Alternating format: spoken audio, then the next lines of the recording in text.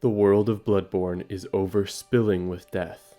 Yharnam is a dying city built atop a dead civilization, which itself is a catacomb enshrining the corpses of deities. And yet, there is latent power within this decay. Echoes of the living linger within their blood, even as it soaks into the city's foundations. And under the pale blood sky, as the lines between waking and nightmare are blurred, the dead rise again.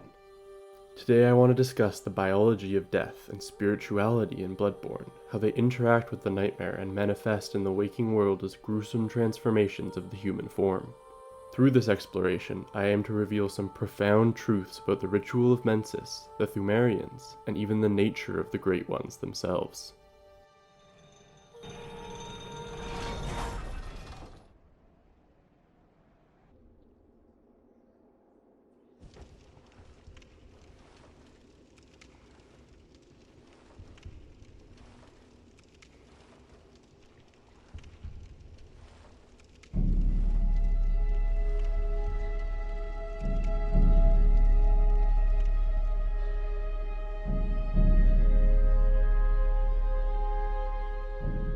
The grotesque brain of Mensis, a true Great One lined with eyes on the inside, was not captured by the Mensis scholars within the nightmare. It is what they became. Haven't you ever wondered why Mikolash is the only member of Mensis we find in the nightmare? This brain is the other half of the One Reborn, a single being created through the death of many, but became divided between realms. The brain, the eyes, and the hands, all signifiers of intelligence, were born from the Mensis scholars who ascended into the nightmare, while the flesh and bones of the body were fashioned from the sacrificed townsfolk found all throughout Yahar'gul, and remain tied to the waking world. The name for the One Reborn within the game's files is Failed Amygdala, and if we put these two entities together, this becomes all too clear.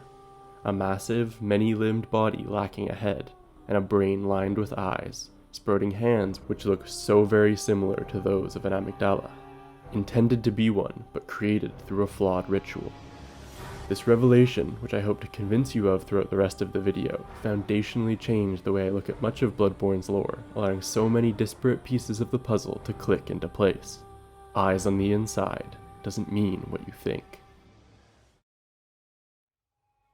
Because the rituals of Mensis directly involve both the Pthumerians and Murgo, we must first delve into the Tomb of the Gods, the Chalice Dungeons. The Pthumerians are a race of superhuman beings which are said to have unlocked the Eldritch truth. While the early Pthumerians were mere humble guardians of the slumbering Great Ones, their descendants felt entitled to name themselves a leader. Except, the Great Ones which these early Pthumerians served aren't truly slumbering, they are dead. Or more accurately, they abandoned their mortal flesh and ascended into a higher realm, the dreams and nightmares we explore in-game. In fact, the hunter themselves is pulled into the dream after dying, making it clear that these higher realms act as a form of afterlife or purgatory, and the strange ecosystems that exist within feed upon death in the waking world. Based on the fact we access the nightmare of Mensis by making physical contact with the mummified body of Mikolash, it follows that the Great Ones commanded the Pthumerians to guard their remains, because these corpses continue to act as a gateway into their respective realms. Death is not the end, it is a transition. And this observation is the key to understanding the Pthumerians. This is a culture obsessed with death. Spirits haunt their chambers, undead giants guard their treasures, and ghostly messengers can be found throughout the labyrinth. The Pthumerians themselves have become gaunt, pale beings with jet-black eyes and a corpse-like appearance. It's clear that their use of the old blood and knowledge of the Eldritch truth has pushed their bodies far beyond the normal limits of biology, granting a pseudo-immortality alongside these superhuman abilities. But it is very important to understand why exactly the old blood has these effects, and what makes it so special. It is because it is a vessel for the essence of those who came before, an echo of their being which contains both their vitality and their insight. And through this ancient knowledge one can elevate their minds into the realms of the Great Ones, and the spirit can continue to exist without living flesh. Or in this case, it can keep dying flesh alive in the waking world.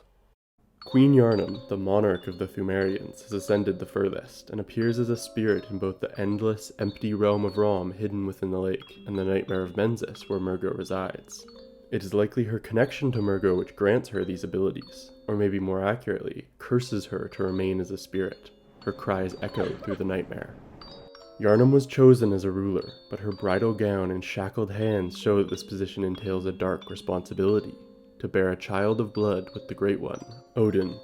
Every Great One loses its child, and then yearns for a surrogate, and Odin, the formless Great One, is no different. To think, it was corrupted blood that began this eldritch liaison. This was a duty she was groomed for, and forced into as a prisoner. Bearing this divine child permanently changed her, and split her between two worlds. Her true body lies in the Chalice dungeons, and it is notably different from that which we see in the nightmare, bearing an extended belly of pregnancy. Her white gown splattered with blood, revealing the truth.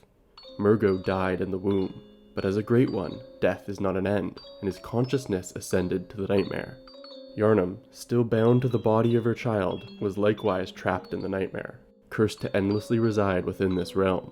The absence of her pregnancy within the nightmare implies to me that she did in fact give birth on this plane of existence, and the nightmare newborn came to be. If we kill Yharnam in the Chalice dungeons, she will drop the Yharnam stone, which states, a sacred heirloom left by Yharnam, Pthumerian queen.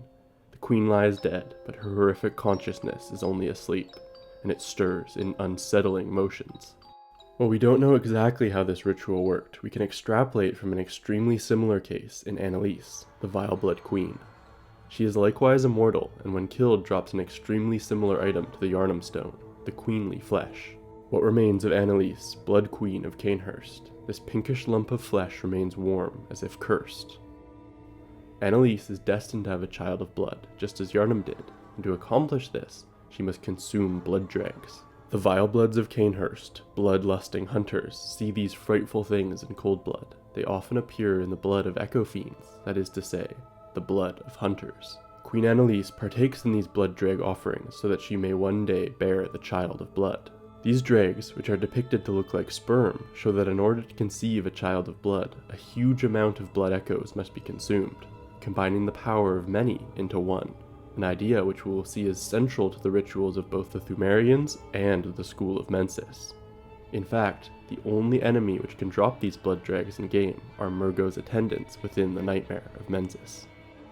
We can also observe that the Pthumerians have taken advantage of the disconnect between spirits and flesh in another way, to revive the corpses of the dead. The Chime Maidens within the Chalice dungeons use a form of blood necromancy to raise up an endless army of dead enemies, and this is certainly not the only place we see this occurring. After killing Rom and revealing the Blood Moon, the lines between worlds are blurred. Within the streets of Yahar'gul, spirits of Yharnamites are summoned by Pthumerian witches, undead werewolves prowl the streets, and the aptly named cramped caskets patrol below, made up of corpses gruesomely melted together bursting from small coffins, reanimated by spirits. This horrific place is a manifestation of the blood magic of the Pthumerians, brought to the surface. The ever-shifting Chalice dungeons are halfway between the waking world and the nightmare, and the Blood Moon has the same effect on the surface, allowing these horrors to be unleashed. So, it's clear that the Mensis Ritual is based upon the rites of the Pthumerians, but what exactly were they trying to achieve? In short, what is the Mensis Ritual? We can begin to piece this together based on the lore notes we find scattered around the hidden village. They are: madmen toil surreptitiously in rituals to beckon the moon. Nightmarish rituals crave a newborn, find one, and silence its harrowing cry. And the Mensis Ritual must be stopped, lest we all become beasts. These paint a clear picture. First, that the Mensis Ritual is designed to beckon the moon, and that they are using Murgo's cries to do it, likely because the moon presence yearns for a surrogate child, like all Great Ones. And finally, that the ritual is still in progress, and is driving the beast plague by weakening the boundary between worlds. This overlap of dimensions also allows the scholars to cross into the realm of the Great Ones, bringing the nightmare of Mensis into existence. The mummified corpses of the scholars, distinguished by their caged heads, show that this aspect of the ritual occurred long before we reveal the Blood Moon. We can even find some of these cage-wearing bodies in the section of Yahar'gul we can explore early after being kidnapped in the Cathedral Ward, before killing Rom. The scholars were able to reach the nightmare using one of the three cords, a great relic also known as the Cord of the Eye. every infant Great One has this precursor to the umbilical cord. This cord granted Mensis audience with Murgo, but resulted in the stillbirth of their brains. But as we reach the main street of the village, it becomes clear these scholars were not the only ones who took part in this initial ritual. Hundreds of petrified townsfolk cling to the walls, as if trying to escape some horror. Their faces bear fearful and pained expressions. Women, men, and children all sacrificed as part of this ritual. But the question remains, why? I believe the answer can be found just by looking up. Have you ever wondered why there are so many Amygdala crawling upon Yharnam's towers? Every other Great One is unique. There's only one Kos, one Moon Presence, and one Murgo. And these beings are all vastly different in form from one another. Even lesser Great Ones like Rom and Ebriadas, who we can technically encounter multiple times through the Chalice dungeons, still have the same name and are the same individual. It is just that the dungeons bend time and space in strange ways. But the massive, spider-like Amygdala are different. They are numerous, and separate individuals can be found above ground, within the Chalice dungeons, and even in the Nightmare Frontier. And I believe this is because all of the Amygdala were created by the Pthumerians, a sacrificial ritual to combine the life force and insight of many into a single being, which would become a true Great One. A ritual that could be repeated to create the many Amygdala we see in-game. Let me explain. As I mentioned earlier, the One Reborn is referred to as a failed Amygdala in the game's files, and its form matches this. It is the flesh of hundreds of sacrificed townsfolk crudely molded into the image of one of these gods. But a key detail here is that this amalgam of corpses is summoned specifically by Pthumerian bell-ringing women, who only move here after the blood moon is revealed. These women are similar to Queen Yharnam in that they can traverse the nightmare at will, and utilize powerful blood magic. What we witness in the Advent Plaza is the last stage of a clearly Pthumerian ritual, which the scholars learned of from their study of the labyrinth, involving an audience with the Great One Murgo, who is likewise tied to this empire. Based on what we have learned from both the Chalice dungeons and the Hidden Village, we actually get a pretty clean idea of how this ritual is supposed to work. The umbilical cord is used alongside a mass sacrifice to untether a great amount of spiritual power all at once, then collectively have an audience with Murgo and the Nightmare, who will grant the participants insight, elevating their minds and combining them into one. Then, the bell-ringing woman will summon the resulting creature back to the waking world as an Amygdala. The One Reborn was a failed version of this ritual because it did not become a unified being, each individual corpse thrashing as it still has a will of its own. The nature of the Nightmare Frontier, the only dream realm in which we find an Amygdala, is a twisted reflection of this ritual, filled with thousands of living gravestones representing this sacrifice. And an important thing to remember here is that the Pthumerian Empire, as powerful as it was, did fall to ruin. While they began as humble guardians, their ambition and hubris pushed them to covet the power of the Great Ones for themselves. But it is the terrible rituals they developed to achieve this that doomed them. There is a reason the Chalice dungeon we face an Amygdala in is the Defiled Chalice, which reads, "A chalice which breaks the labyrinth seal, only this defiled chalice is cursed. Curses are caused by inciting the anger of the Great Ones. In this way, Mensis is inheriting the doom of Pthumeru." And if the One Reborn is the body of an Amygdala, then that means we still need to find the head. The immense brain that Mensis retrieved from the nightmare was indeed lined with eyes on the inside, but they were of an evil sort, and the brain itself was terribly rotten. But even still, it was a legitimate Great One, and left a relic. A living relic at that, which is a precious thing indeed. This description of the living string we gain by killing the brain seems to imply that Mensis found this Great One within the nightmare, based on the term retrieved, but when we compare it to the original Japanese, this word is better translated to obtained. This brain is what the scholars became after their audience with Murgo. If you look closely, the brain is made up of the bodies of countless messengers, and these infantile spirits of the nightmare are the stillbirth of the scholars' brains described in the item description. The brain is a rotten mass of stillborn scholars. Its eyes on the inside described as evil to reflect the corruption of those who performed the ritual. a fittingly horrific punishment which gives the nightmare of Mensis a double meaning. It is both a nightmare created by the school and their own personal hell. The fact that Mikolash is the only scholar who is spared this fate implies to me that as leader of the school he knew more than his fellows, and essentially duped them into becoming a great one that he could use to further his own aims. Oh, majestic! He rules the nightmare, controlling an army of puppets, which interestingly can also be found in the Chalice dungeons. It is likely he who chained up the brain, using it as a defense to any intruders.